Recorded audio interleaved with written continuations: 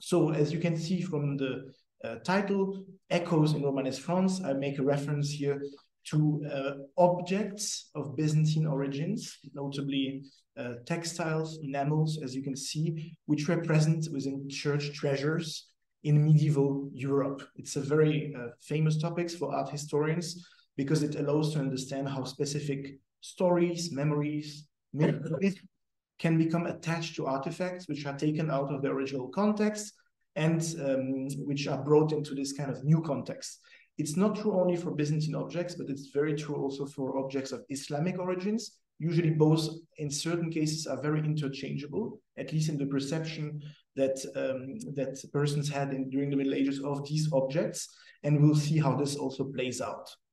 Usually these objects are characterized by their appearance. They are marked as being like different. They are distinguished from the local production. So they are something coming from outside. And in many cases, they are also marked as being older.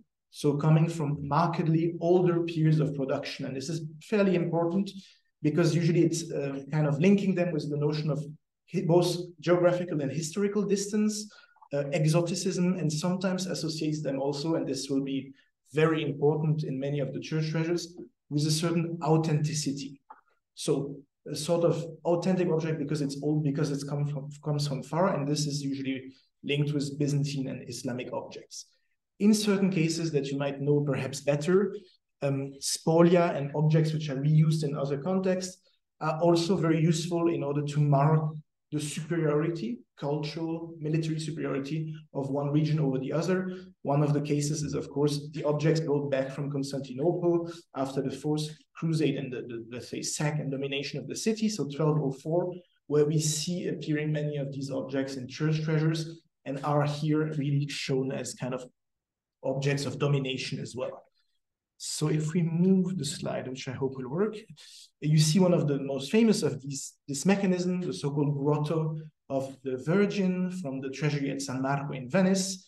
This is one of the cases post-1204 Crusade, a composite object which is assembled sometimes in the 13th, maybe in the early 14th century, and which is composed, as you can see, of various different elements which are put together as well. You can see 10th or 11th century large rock crystal in the back, which is possibly of Fatimid origin, so Islamic rock crystal. In the lower part, you can see that the base of the object is actually a Byzantine votive crown with enamels, which was reused.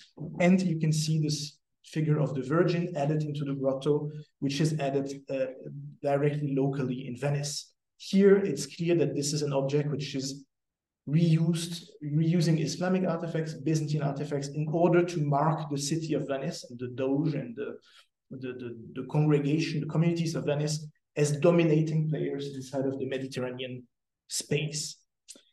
In France, as we will see, the presence of such objects is a bit more diffuse. The connections are more difficult to establish, but I would like to speak nonetheless about two aspects. So firstly, present a sort of general framework very quickly about specifically textiles and enamels as these kind of exotic artifacts coming from afar.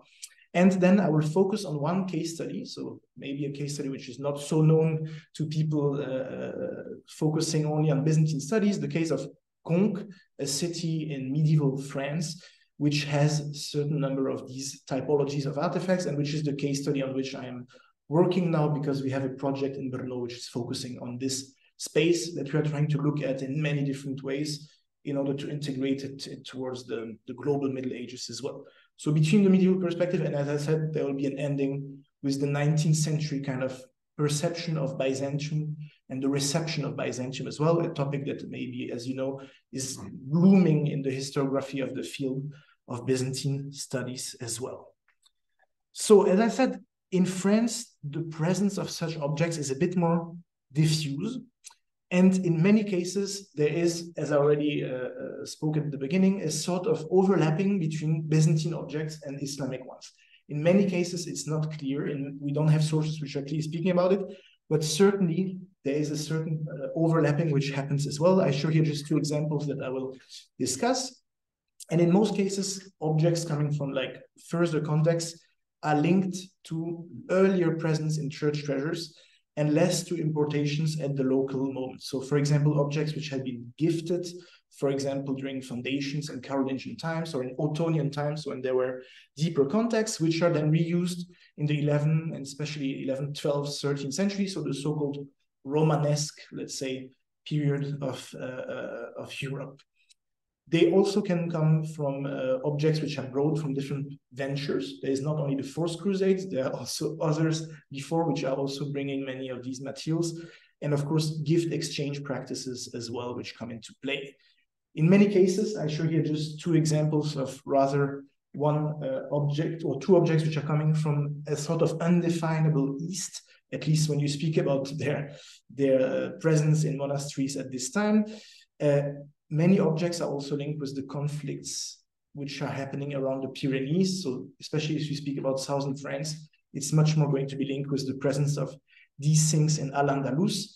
And in many cases, it produces a sort of conflation between the idea of luxury, produced in the East and the luxury which is actually produced almost locally just across the Pyrenees. So there are also really conflations. And if you read hagiographical stories and things, it's not clear where it's coming from. It's a vast entity which is ranging from the Mediterranean, basically from Constantinople all the way to the Pyrenees, and it's things coming from the East associated with luxury and specifically associated with distant lands, which can become distant biblical lands or lands of origins of certain saints and so on. So an association with antiquity, late antiquity, and the moment of the martyrs, especially in the case of objects associated with saints.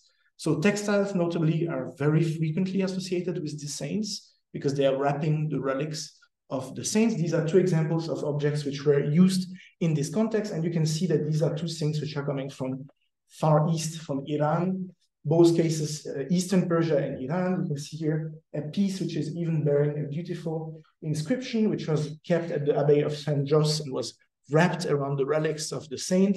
And on the right, already going towards Conques, you can see a small fragment of a textile, a silk samite, so a very luxurious, beautifully crafted object, most likely imported at some point, at some very hard to trace point to Europe, maybe through the contact also with Byzantine trade systems, and then used in the wrapping of a small relic. This usually shape of cutting the textiles in this way indicates that they were wrapping relics around, so creating small sort of pouches in order to show how to protect the objects. Another interesting case, and then I will move to more relevant objects perhaps, is the shroud of Saint Exuperius of Toulouse, a 4th century bishop of the city, whose relics and body were wrapped into this beautiful shroud. Once again, we are in front of something made this time much later, but associated again with possibly an Al-Andalusian workshop dated to the first half of the 12th century or possibly even the 13th century. These things are also very hard to date. That's one of the issues for art historians, of course, as well. You can see that here, certainly, again, these are objects that are chosen because they are precious. They are chosen also sometimes because of their inscriptions. Here under the pair of peacocks, there is an Arabic inscription or Kufic inscription which writes supreme benediction, which possibly was also understood to a certain extent. And at the same time, these textiles, but also, as we will see, Byzantine textiles, are associated more generally with late antiquity, with a period which is imagined as being closer to biblical narratives, as being built on the remains of the vast luxury of the Roman world. So a sort of reception already of a certain idea of what this kind of East is. Similar associations are clear when you look at Byzantine artifacts, and especially we'll see in Conques how Byzantine silk is used for the main relic of the main saint. The other category that I will speak about are enamels. Sorry, I will maybe try to drink a bit of water after, but if someone can give me just a small glass of water, I would be very happy. Another problematic category are the enamels, which were sometimes imported, but in most cases locally copied. So we have both cases.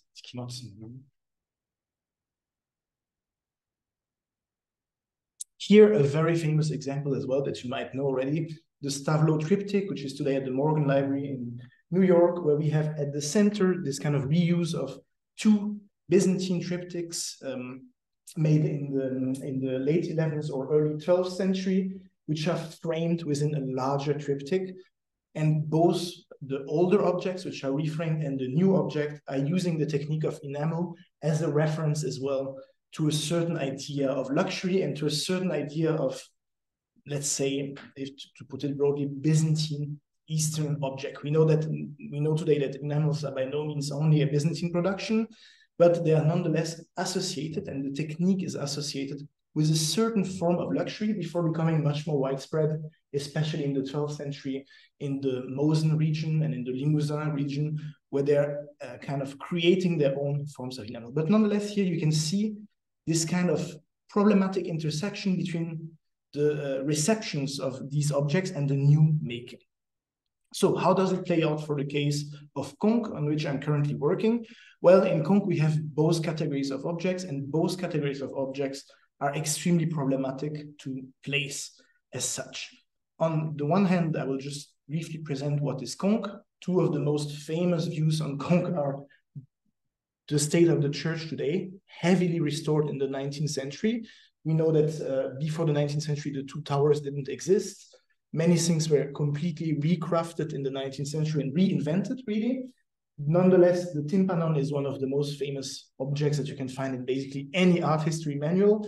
The same for the statue, the golden statue of Sainte Foy, which bears the relics of the saint, and which you can see is also an object of accumulation. She's having on the body, or the statue is having on the body, many stones, which are used gems, enamels, and other artifacts, some of them possibly also stemming from the Eastern Roman Empire. So these are the two most famous objects, but we also have a set of lesser known objects. I already showed this silk from Persia and fragments of small silks, which are used in a variety of different contexts, usually to wrap relics. So again, we find also another problem, which is that these objects are not necessarily very visible because they are wrapping small bones, which themselves are put into caskets.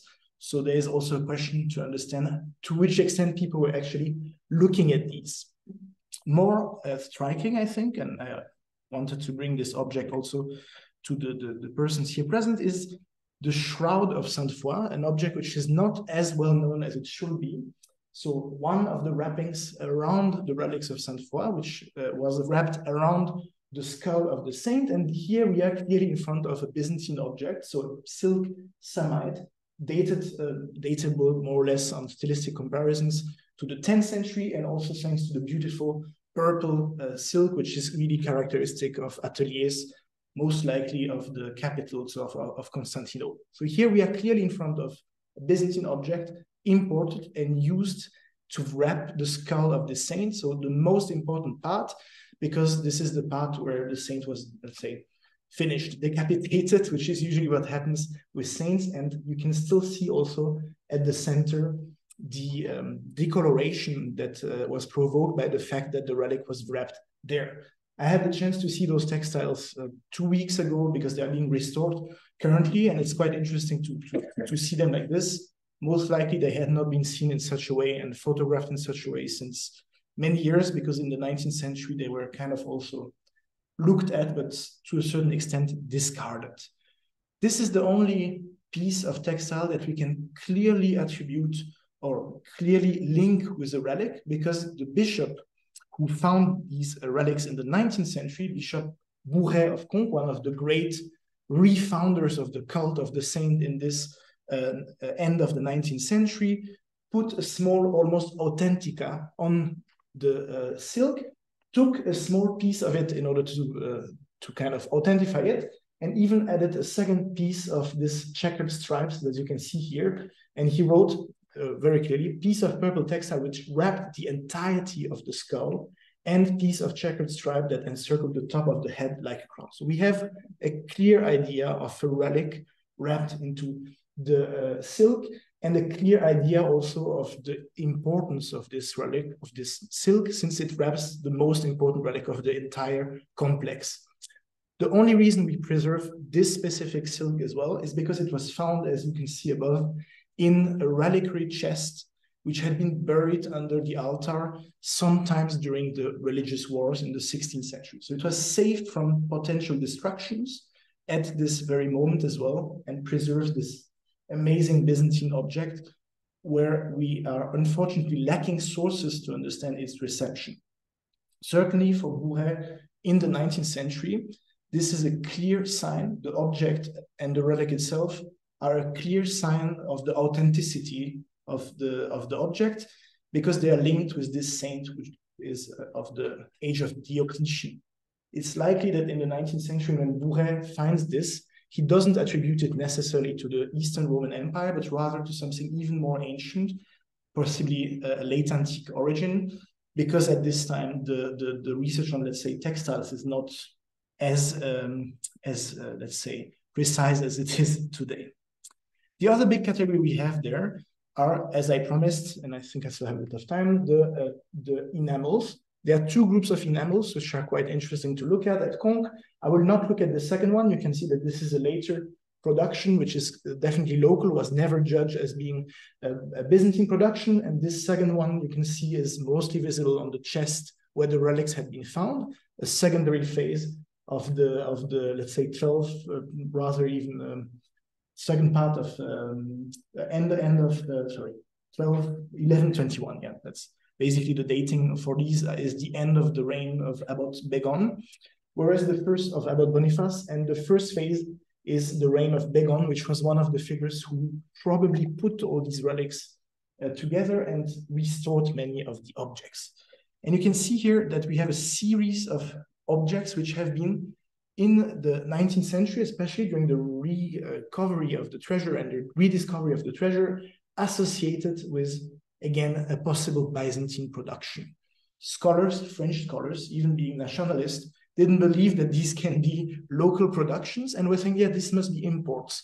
This must be imported, and you will see how this plays out in a later date. So these kind of very characteristic objects that can be found in many different contexts, but because of the rigidity, because of the way in which these figures are represented, and even because of some of the dresses of the two, especially female figures, which are here visible, one of them Sainte Foy and the other the Virgin, scholars were thinking that it might be a Byzantine echo in Conques. Same for a series of membra disiecta, which are still visible here, as you can see. These have also been associated with a possible Byzantine production at Conques. Today, we tend to rather believe that this in Conques is one of the first actual ateliers of enamel present in the region. I will jump over this one because I just received the sign that I have to quickly move on. And the same can be said for other objects at Conques, which are presenting pieces of enamel, some of them possibly as well imported. I think especially about the objects which are present on the reliquary of Pippin and which are have been attributed also possibly to this set of artifacts. As I said, scholars were thinking that these objects cannot be French in a certain sense.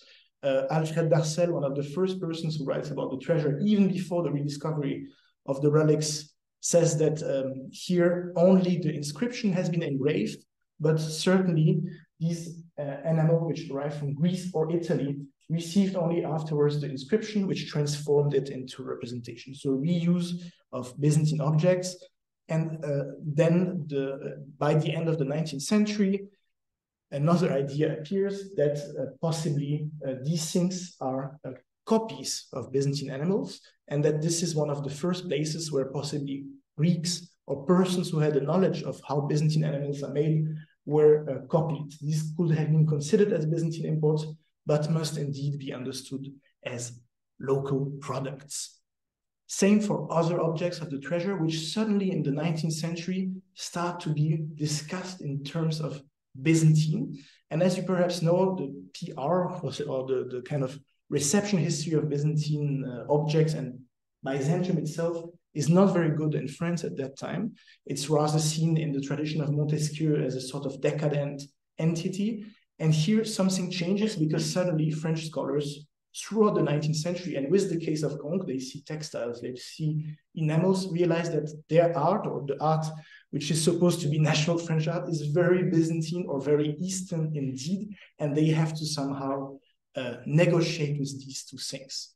So from the 1860s to the end of the 19th century, suddenly Byzantine objects become something else. Importations and local adaptation of Byzantium in a way which is, however, creative, in a way which becomes something important. And the last slide that I want to show is also that in the 19th century itself, scholars and artists wish to recreate this dream of Byzantium on French soil. This is a project that was never realized, possibly, thank God, for the Church of Conques. So it was a Byzantine-like dome, or at least a Neo-Byzantine dome as it was imagined in the 19th century. And on the right, a ciborium, which was made for the figure of Saint Foy, which was judged as a Romano-Byzantine example.